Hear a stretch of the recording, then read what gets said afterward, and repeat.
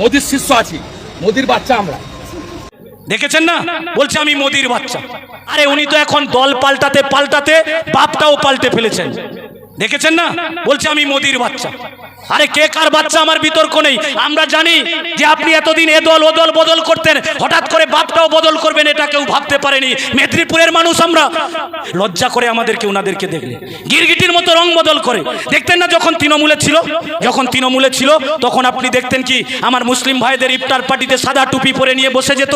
আবার দেখুন তৃণমূল ছেড়ে বিজেপিতে এলো, বিজেপিতে আসার পর আপনি কি দেখলেন না, এখন নামাবলী গায়ে নিয়ে হরে কৃষ্ণ করে চারদিকে প্রচার করছে। আরে এতদিন ছদ্মবেশে দেখেছি, কেউ হিন্দু সাজে, কেউ মুসলমান সাজে, কেউ খ্রিস্টান সাজে। এই শুভেন্দু অধিকারীকে দেখার পর বুঝলাম নিজের রাজনৈতিক স্বার্থ চরিতার্থ করবার জন্য আর চেয়ারের লোভের জন্য উনি কখনো মুসলমান সাজছেন, কখনো হিন্দু সাজছেন। আমি আপনাকে পরিষ্কার করে বলতে পারি, যারা নিজেদের স্বার্থে হিন্দু সাজতে পারে, মুসলমান সাজতে পারে, তারা কখনো মানুষ সাজবে না। আর যারা মানুষ সাজবে না, তারা মানুষের জন্য কোনোদিন কোনো উপকার করতে পারে না।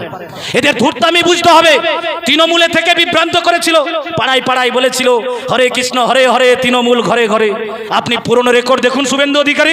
আর তারপরে আবার বিজেপিতে এসছে, বিজেপিতে আসার পর কি বলছে, বলে হরে কৃষ্ণ হরে হরে, বিজেপি ঘরে ঘরে বলছে তো। তারপরেও আপনি বুঝবেন না। আরে আমরা পরিষ্কার করে বলি, নিজের স্বার্থে ওরা বলবে কখনো হরে কৃষ্ণ হরে হরে, তৃণমূল ঘরে ঘরে, কখনো বলবে হরে কৃষ্ণ হরে হরে, বিজেপি ঘরে ঘরে। আর আমি আপনাকে বলছি, আপনি মিলিয়ে নিন, হরে কৃষ্ণ হরে হরে, সব চোর এখন দিদি মোদির ঘরে। সব চোরেরা আপনি তাকিয়ে দেখুন, হয় দিদির ঘরে নয় মোদির ঘরে আছে, নিজেদের চুরিটাকে ঢাকতে। মেদিনীপুরের মাটিতে আর একটা কুলাঙ্গার তৈরি হয়েছে। গোটা পশ্চিম বাংলা জুড়ে মানুষে মানুষে বিভাজন তৈরি করছে, উগ্র সাম্প্রদায়িকতার বীজ বপন করতে চাইছে। এ দল ও দল লাফানোর পর এখন বিজেপিতে গিয়ে পড়েছে। সাবধান থাকতে হবে। একটা বিরোধী দলনেতা, তার মুখের ভাষা কি, তার কথা কি, আপনি এদের বিচার করবেন না, বিচার করবেন না এই শুভেন্দু অধিকারী। আরে আমরা তো গর্ব করে বলি যে আমরা সেদিনও আপনি যখন যে দল করতেন, আক্রমণ করেছেন, আমরা আজও সেই দলটা করি আপনার বিরুদ্ধে লড়াই করবার জন্য। আরে উনি তো এখন দল পাল্টাতে পাল্টাতে বাপটাও পাল্টে ফেলেছেন। দেখেছেন না, বলছে আমি মোদির বাচ্চা। আসসালামু আলাইকুম। দেশ ও দেশের বাহিরে খবরের অংশ বিশেষ দেখে বুঝতে পারছেন কথাগুলো কতটুকু ইম্পর্টেন্ট হতে চলেছে। দর্শক, ভারতের পশ্চিমবঙ্গের শুভেন্দু অধিকারীকে দেখে ভারতের পশ্চিমবঙ্গের জনগণ চুর চুর বলে স্লোগান দিচ্ছে কেন?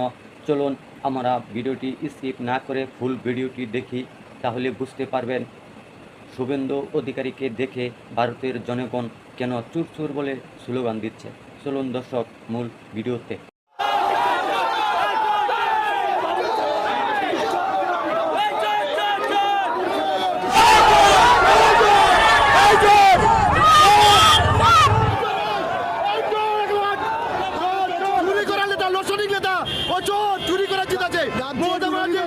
রাজ্যের বিরোধী দল এখান থেকে যেতে পারবে না। না কেন?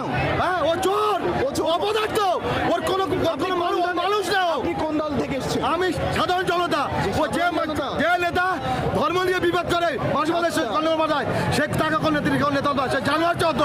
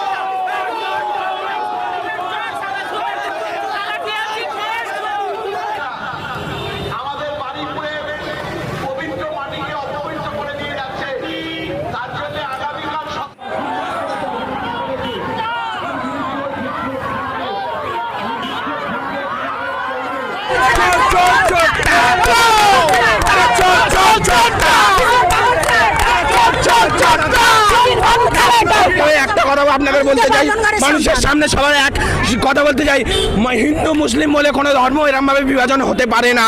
কারণ হচ্ছে সর্বধর্মের উচ্চারণ, মানুষ ধর্মকে সামনে রেখে করতে হয়। যে কোনো রাজনীতি করতে গেলে মানুষ ধর্মকে আগে রাখতে হয়, কোনো হিন্দু ধর্ম বা মুসলিম ধর্মকে প্রাইভেটের দিকে নেই। রাজ্যের বিরোধী দলনেতা যাবে তাকে এইভাবে যদি প্রোটেস্ট করা হয় তাহলে তার নিরপেক্ষ তো বিঘ্নিত হতে পারে। একদম নিরপেক্ষ বিঘ্ন। আমরা তাকে গো ব্যাক স্লোগান দেবো, এছাড়া আমরা শান্তিপূর্ণ ধর্ণা বা মিছিল করে তাকে এখানে দাঁড়িয়ে প্রতিবাদ জানাতে চাইছি, এছাড়া আর অন্য কিছু আমরা করবো না।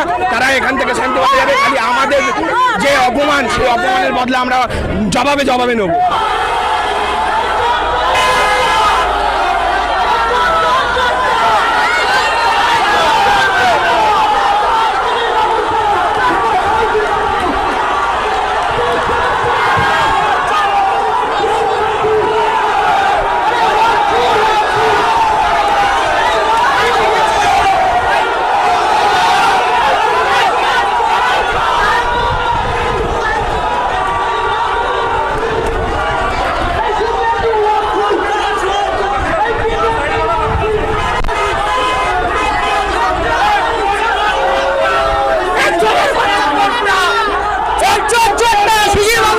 পরিবারকে আজকে বলে এসেছি যে কাস্টডি ট্রায়াল হবে এবং কনভিকশনের এক্সিকিউশন এটা কমপ্লিটলি মুখ্যমন্ত্রীর মনিটরিংয়ে হবে। একটা দৃষ্টান্তমূলক নজির আমরা এই কেসে রাখব এবং গভর্নমেন্টের পক্ষ থেকে কিছু দায়িত্ব ছিল, এটা আমি বলবো না, গভর্নমেন্টের কিছু অ্যাসিস্ট্যান্সের বিষয় থাকে যদি ফ্যামিলি রাজি থাকে। ফ্যামিলি রাজি ছিল, আমরা গভর্নমেন্ট পাশে দাঁড়িয়েছি। কিভাবে পাশে দাঁড়িয়েছি ফ্যামিলি যখন দরকার হবে বলবে, আমি বলবো না। দ্বিতীয় হচ্ছে ইন্দ্রজিৎ মণ্ডলের যে মব লিঞ্চিং, এটা মব লিঞ্চিং আমি বলবো না, এটা কমপ্লিটলি তার নাম পরিচয় দেখে তাকে খুন করা হয়েছে। এর পিছনে ভোটে রিজেক্টেড যারা হয়েছেন তাদের বড় উস্কানি রয়েছে। র্যাডিক্যাল মৌলবাদী গ্রুপও থাকতে পারেন, আমি উড়িয়ে দিচ্ছি না। তাতে যতগুলো ছবি দেখা গেছে প্রত্যেককে পুলিশ অ্যারেস্ট করেছে, thanks to West Bengal police. একজনকে বকখালি থেকে তুলেছে, একজনকে দীঘা থেকে তুলেছে এবং যাদের যাদের ভিডিও ফুটেজে সোশ্যাল মিডিয়াতে দেখা গেছে একটা 35 বছরের অবিবাহিত যুবক ছেলেকে হাত পা বেঁধে নৃশংসভাবে পিটিয়ে মারা হয়েছে সংগঠিতভাবে। সেক্ষেত্রেও আমরা পরিবারের পাশে দাঁড়িয়েছি। ওর বাবা মার হাতে আমরা আজকে 25 লক্ষ টাকার চেক তুলে দিয়েছি। পুলিশকে ধন্যবাদ, তার বড় ছেলেকে সিভিক ভলেন্টিয়ার্সে চাকরি দিয়েছেন ডিজিপি সাহেব থ্রু সুপারিনটেন্ডেন্ট অফ পুলিশ, এই সূর্যপুর আউটপোস্টে তার ডিউটি। ডিএমকে ধন্যবাদ যে বাড়িটা ভেঙেছিল রিপেয়ার করে দিয়েছে দুদিনের মধ্যে। বাবার বার্ধক্য ভাতা, মায়ের অন্নপূর্ণা দুটোই ডিএম সাহেব চালু করে দিয়েছে। আমরা এই পরিবারের দায়িত্ব নিয়েছি। ইন্দ্রজিৎকে আমরা ফিরিয়ে দিতে পারবো না। ইন্দ্রজিতের প্রত্যেকটা খুনি সমানভাবে ওই একরত্তি ছোট্ট কন্যার খুনিরা, শারীরিক নির্যাতনকারীরা যেভাবে আমি কথা দিয়েছি কাস্টডি ট্রায়াল হবে, ইন্দ্রজিতের খুনিদেরও তাদেরও খুব চূড়ান্ত চরম ভারতীয় ন্যায় সংহিতাতে যে শাস্তি আছে পাবে। ওই নির্যাতিতার পরিবার, ওই ছোট্ট বাচ্চা মেয়েটির পরিবার আমার কাছে মঙ্গলবার দিন এসপি অফিসে অনুরোধ, আমি বলবো না, যুক্তিগ্রাহ্য একটা সাজেশন দিয়েছিল যে আমার তো আর আদরের কন্যা ফিরবে না, সূর্যপুরে একটা আউটপোস্ট বানান। Thanks to home secretary Shrimati Sanghamitra Ghosh মহোদয়া, thanks to DGP mister Siddhinath Gupta IPS, তারা মুখ্যমন্ত্রীর কাছে করা এই পরিবারের ইচ্ছাকে কার্যকর করে দিয়েছেন উইদিন 4 days। আমি সূর্যপুর আউটপোস্ট উদ্বোধন করলাম।